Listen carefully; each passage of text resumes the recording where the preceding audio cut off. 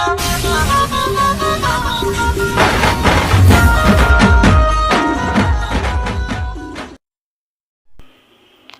hey guys, welcome back to my channel. So today we start the first very important chapter, cell, the unit of life. So cell is the most important functional and structural unit of our life. मतलब cell होता है क्या, ये हमारी body का बहुत ही important और फंक्शनल यूनिट है। और हम ये भी कह सकते हैं the study of form structure and composition of cell is called as cytology. मतलब सेल हमारी बॉडी का बेसिक बिल्डिंग ब्लॉक है। सेल क्या है? The basic building block our body is cell.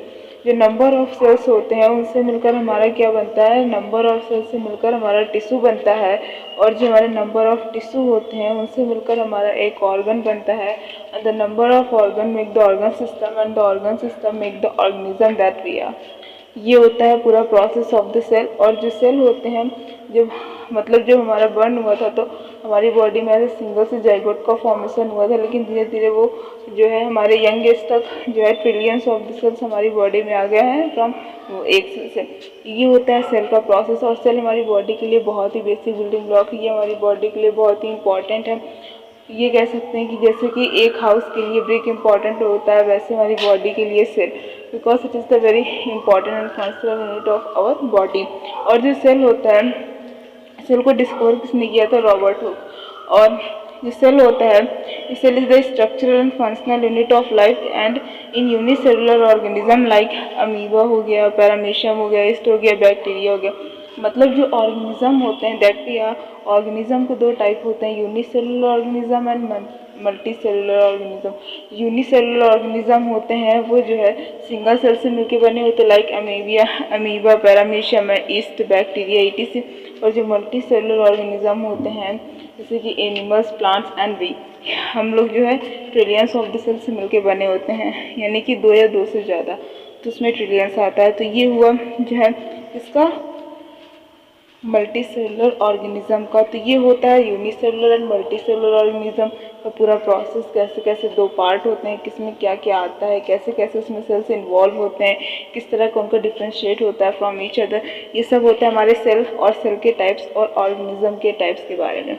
तो अगर हम लोग यहाँ पर बात करें इन मल्टी सेलुलर ऑर्गेनिज्म के, क्या होता है? Different kind of tissue perform different functions and have a division. मतलब कि मल्टी सेलुलर ऑर्गेनिज्म में तरह तरह के टिश्यू जो है तरह तरह के फंक्शन को परफॉर्म करते हैं। मतलब अलग अलग उनका काम जो है डिवाइड रहता है कि तुमको ये काम करना है, मेरा ये काम है। और जो एंटोनी वन लीवेनहॉफ थे, first saw describe the life cell, उन्होंने सबसे पहले जो है एंटोनी वन लीवेनहॉफ ने जो है सेल को डिस्क्राइब किया था और देखा था, डिस्क्राइब करके देखा था, तभी उन्होंने उसको डिस्क्राइब किया था। और Robert Brown later discovered the nucleus. Robert Brown ने क्या किया था? न्यूक्लियस को डिस्कवर्ड किया था। रॉबर्ट ब्राउन ने क्या किया था? डिस्कवर्ड को किसको? न्यूक्लियस को डिस्कवर्ड किया था। और जो ये जो शेल्डन और स्ट्रैन थे, ये दोनों क्या किए थे? सेल थ्योरी को प्रपोज किए थे। एक लोग प्लांट का वो कर रहे थे, एक लोग एनिमल का। तभी इन्हें पता चला कि कहीं ना कहीं सारे लिविंग ऑर्गेनिज्म में हमारे सेल प्रेजेंट होते हैं। हमारे सेल जो पाए जाते हैं वो सारे के सारे लिविंग ऑर्गेनिज्म में होते हैं। कुछ प्लांट्स में एक ने देखा था कि उन्होंने देखा था, स्वान ने देखा था कि उसमें जो प्लांट उसमें लिविंग उसमें सेल्स होते हैं। और दूसरे साइंटिस्ट जो थे उनके साथ थे, उन्होंने देखा था इसमें जो एनिमल्स में भी होते। तब इन दोनों को गेस हुआ कहीं ना कहीं जो सारे लिविंग ऑर्गेनिज्म में सेल प्रेजेंट ही होते हैं। फिर उसके बाद all living organism are composed of cell and products of cell. मतलब जो जितने भी लिविंग ऑर्गेनिज्म होते हैं वो सेल के कंपोज्ड होते हैं और सेल के प्रोडक्ट भी होते हैं। और all cell arise from the pre existing cell. जो हमारी बॉडी में नई सेल बनती है वो पुरानी सेल से ही नई सेल बनती है। हमारी बॉडी में जितनी भी पुरानी सेल होती हैं उनमें से मिलकर हमारे नई सेल रिपेयर होकर रेडी होती हैं। मतलब कहीं ना कहीं जिससे बचा था तो उसकी पुरानी पुरानी सेल से और सेल आती गई, फिर उनसे जो है और एक सेल से दो सेल होती हैं, दो से चार, चार से आठ, आठ से 16, इस तरह हमारी बॉडी में सेल बढ़ती है। जिससे जिससे हमारी एज होती जाती है वैसे वैसे सेल्स हमारी बॉडी में ज़्यादा होते जाते हैं। और साइंटिस्ट ने एक चीज़ को प्रूव किया है कि हमारी बॉडी में जितने सेल पाए जाते हैं उसे कही जाता है हमारी बॉडी में बैक्टीरिया होते हैं। और जैसे कि सेल होते हैं prokaryotic cell, eukaryotic cell. Prokaryotic cell क्या होता है, यूकैरियोटिक सेल क्या होता है, ये बहुत ही इंपॉर्टेंट होता है।